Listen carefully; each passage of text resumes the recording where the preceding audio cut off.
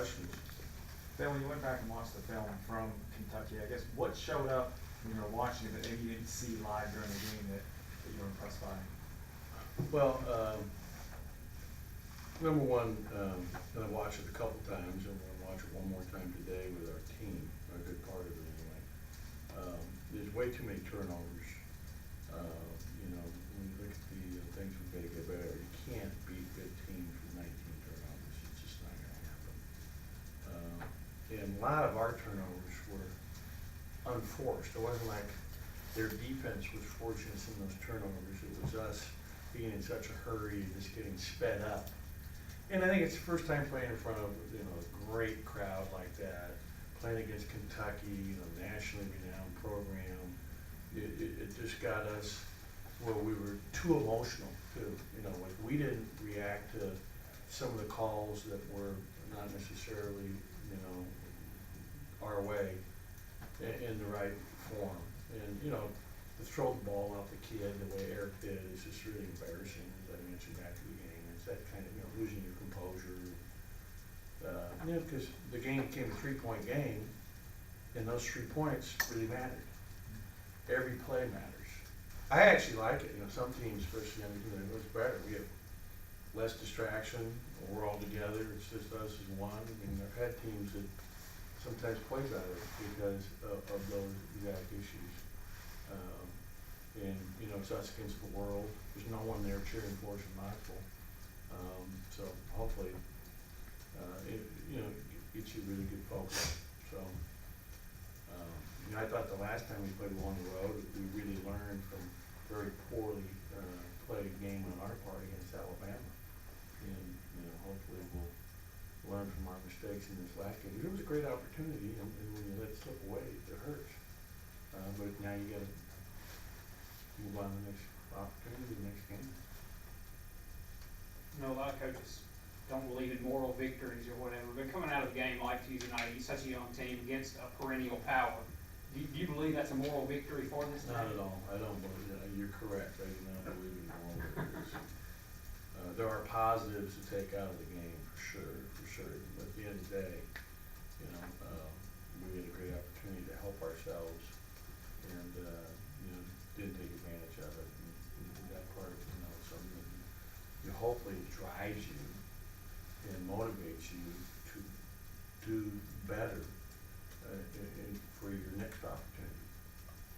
You talked about the positives. What were some of those that you saw that you could build upon from that game? Number one, just the never quit, never die, never give up attitude. That's always huge because when you have that, we're down 18 and we're cutting 3 with 8 minutes to go. Not like it was cut it to 3 with 30 seconds. 8 minutes to go. We're right there. We cut it to 4 and gave up a wide open 3-point shot. We didn't expend too much energy after the game, but that's number one. It's just the attitude of we're never going to quit doing our best. And then I thought that we did a good job competing, and trying hard. Just got to channel it better and get ourselves more poised and with more composure. You talked a lot early in the year, especially non-conference schedule, about emphasizing defense, and you guys had to learn. How have you seen that progress since SEC play started, as far as on the defensive side? I think we're getting better. I think that's we've come a long way. You consider where we were against Norfolk State to where we are now, and we still have a long way to go. For one thing, we did way too much of in our last game were fouls. Way too many. 52 fouls, 28 on us. That was impactful on the game. Tennessee just missed one of the best players, Stella. How have they changed since he's been gone? I'm still studying them, but he's a very good shooter. But they didn't play well because I think it was just how it happened. The day of their game against South Carolina, I think at home. But then they go out and beat Vanderbilt. They had Ole Miss down 13, and Ole Miss made a great comeback the other night to win that game at Ole Miss. So this is a team that's, won at Texas A&M to open up the conference. I mean, they're very talented, and very well coached. They're gonna play, a lot of times, it's like playing against 5 guards. They switch 1 through 5, a lot of their, everything you do. So it's a different setup, and we've got to, prepare for that. When you talk about the fouls, how many of them, in your opinion, are as a result of the new rule changes? I don't think, us moving screens, they're not, we had 7 offensive fouls. Q had one that was called, and that was really a questionable one in my mind. But on the back screen. Schneider had a moving screen, that was called, it was legit. Xavier had 2, and both of them is because he's not in screen position, the way he's holding his body. I mean, he's just, and that's just being out for 2 years.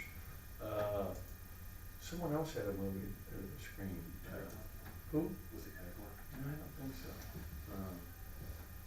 But it was like, really? Didn't that many? I mean, it's incredible. And that wasn't all the offensive fouls.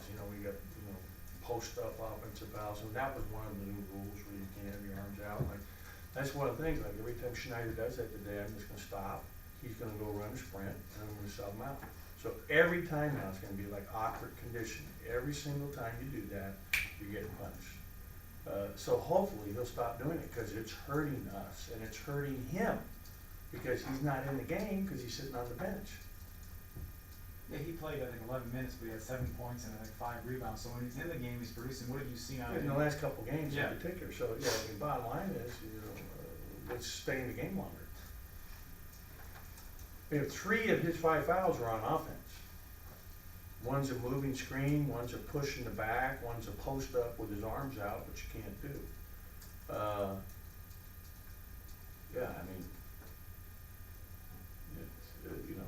not good. How have you seen IJ coming off the bench? How has that helped the team perform a little better? I think that IJ can handle starting or coming off the bench. And sometimes it's hard for players, and it's harder for guys that come off the bench to be able to, step right in and be effective right away. He's experienced and smart, very tough, and so he can handle whatever's thrown his way. He's done a great job for us, and including with his leadership. I think we're pretty proud of the kind of year he's had for us thus far. Tyson minutes kind of gone down in recent games, that mainly just because going big and things that a lot more. Yeah, and I'm actually talking with Tyson today. We need him to play more minutes, and his whole thing is, it's all based on his ability to defend and do a great job defensively. I have no questions about him offensively. We need his offense, and this is a game coming up because they're playing smaller team, where I'm counting on him being able to play more minutes than he's played in the last couple of games. When you're teaching, those freshman guards like a Tyson, what do they struggle with most on the defensive end? Well, for him, in particular, the biggest thing for him is just getting bigger and stronger. I mean, he came in at 150 pounds, and now he's playing at about 164. And, actually, I project that a year from right now, he'll be, 178, 180. And it's going to take a lot of work on his part, but a lot of it's just that. Freshmen get bigger and stronger, and your biggest year of improvement is between your freshman and your sophomore year. And so, for him, it's just really being super intense mentally. He's very smart, very cerebral, coach's son, understands the game, great feel for it. He can do more for us off the ball. But just the physical ability to just lock and trail without separation with the guy who's a really good athlete is something that takes a lot of strength, and we've got to anticipate. These are all things they're learning. You ask us freshmen, how much different it is. It's a lot different the way we're playing defense versus what they did before they got here. You talked about matchups with Tennessee. What's the biggest ones you see that concern you? Well, it's just that they don't play big at all. I mean, they're post. A lot of times they're going to play a 4 at the 5, a 3 at the 4, and then 3 guards. So you're playing against 5 guards, and they're very aggressive. I mean, they're a good rebounding team. They block shots. starting four-man, second in conference in block shots in conference games in Williams. I mean, they're athletic. Their little point guard from Alabama, he's really, really fast and quick. They're a problem. Any more questions? Okay, thank you. Thank you. Thank you.